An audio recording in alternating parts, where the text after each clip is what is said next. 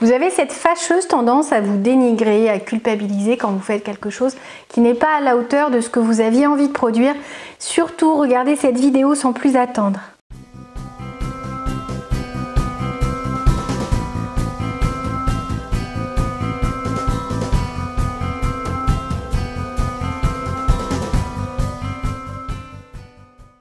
Bonjour à tous, je m'appelle Valérie Sauvage, je suis coach de vie, j'accompagne au quotidien des personnes qui ont envie de se libérer de leur peur, de leur blocage, qui ont envie de dire stop à la timidité, au manque de confiance pour aller enfin vers une vie plus épanouissante, tant au niveau personnel qu'au niveau professionnel. Peut-être que certains d'entre vous ont envie de créer leur entreprise, de se reconvertir, de changer de métier, de partir en tout cas vers d'autres horizons. Si c'est votre cas, écoutez vraiment cette vidéo parce que c'est très important de comprendre que le dénigrement, le fait de se parler en se faisant souvent des reproches est quelque chose qui peut vous bloquer, vous empêcher d'atteindre vos rêves et puis finalement être comme une toxine que vous laissez se répandre à l'intérieur de votre corps qui va venir diminuer votre niveau de confiance en vous. Alors comprenez que c'est assez naturel pour le cerveau de se concentrer sur le négatif, sur ce que l'on n'arrive pas à faire, sur finalement ce qui n'est pas à la hauteur de nos espérances, toutes ces déceptions, tous ces petits échecs, tout ce qu'on n'arrive pas à faire aussi bien que les autres si on a cette tendance à se comparer. Tout ça finalement, on met ça dans un espèce de petit sac, on regarde ça et on se focalise sur ce négatif, sur ce qu'on n'aime pas de nous-mêmes, sur ce qu'on aimerait changer ou sur ce qu'on n'accepte pas.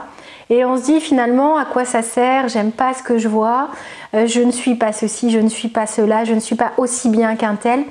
Et vous vous faites du mal. Ce dénigrement, c'est ce qu'on appelle de l'auto-sabotage. Les gens qui réussissent, les gens qui sont heureux, se sont libérés de cette chose-là. On dit non, on réalisait aussi ce qu'ils faisaient parce que pour beaucoup d'entre eux, ils étaient comme vous, ils avaient cette tendance. Alors quand je dis comme vous, j'imagine que si vous êtes en train de regarder cette vidéo, c'est parce que ou vous êtes concerné ou vous vivez peut-être avec quelqu'un qui est comme ça, qui se dénigre, qui ne s'aime pas, qui ne s'apprécie pas. Il faut savoir que c'est le cas de beaucoup de personnes. Quand je reçois au cabinet des clients et que je leur demande à un moment, ça peut venir dans la conversation, savoir s'ils s'apprécient vraiment, s'ils s'aiment. Souvent, j'ai même des grands yeux qui s'ouvrent et ils me disent non, absolument pas. Et vraiment, c'est quelque chose de très difficile. Vous cherchez à être aimé et vous-même, vous ne vous aimez absolument pas. Comprenez comme ce que vous dégagez, comme tous ces doutes à votre égard, comme toute cette antipathie des fois que vous avez à l'égard de certains traits de votre caractère, les gens peuvent le ressentir. C'est contagieux. Si vous allez en entretien d'embauche et qu'on vous demande quelles sont vos compétences et que vous avez tendance à vous dénigrer, à plutôt dire je manque d'expérience, j'ai pas ceci, je suis jeune, je connais pas le... Comment voulez-vous que la personne vous donne votre chance? Bien sûr, vous manquez peut-être d'expérience. Vous n'avez peut-être jamais travaillé dans cet univers-là. C'est peut-être une première fois. Simplement, il y en a plein d'autres qui ont réussi à regarder les choses sous un autre angle en se disant « J'arrive à apprendre, je suis curieux de nature, je suis déterminé et motivé, je suis capable finalement de tout essayer. Je suis capable d'apporter cet enthousiasme, cette fraîcheur, cette envie, cette volonté de réussir, de collaborer avec cette entreprise, d'amener mon regard neuf et ça va fonctionner. » Et comprenez qu'à choisir pour un recruteur entre quelqu'un qui va se dénigrer ou quelqu'un qui va assumer le fait de ne pas tout connaître, le fait de peut-être être nouveau dans cet univers-là ou d'arriver sur sa première expérience professionnelle, mais qu'il l'assume et qu'il se dit de toute façon il en faut bien une et je suis tellement motivée que vous allez voir que je vais apprendre extrêmement vite, je poserai peut-être beaucoup de questions, mais en tout cas je serai vraiment performant rapidement parce que je vais tout faire pour.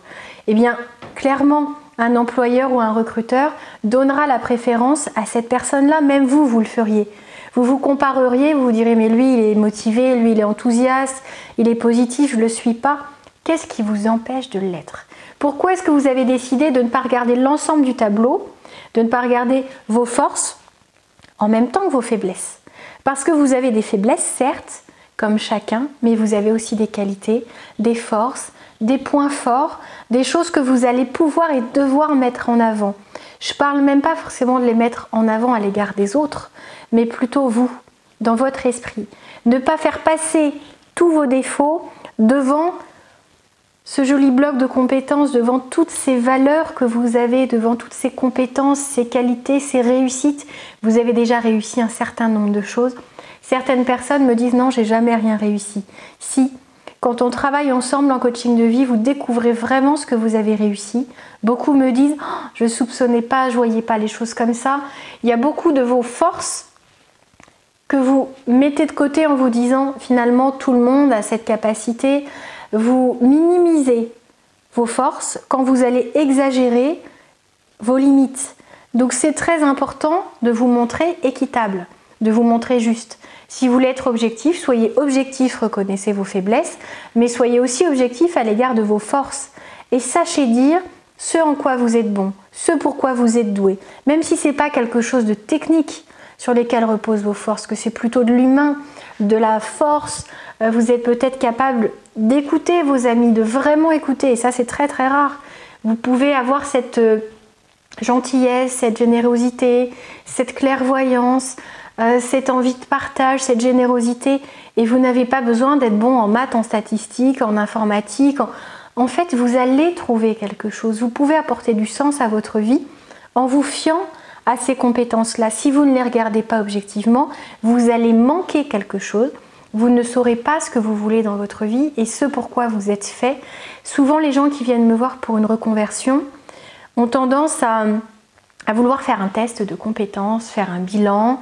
Je travaille vraiment différemment pour aller chercher ce qu'il y a au fond de vous.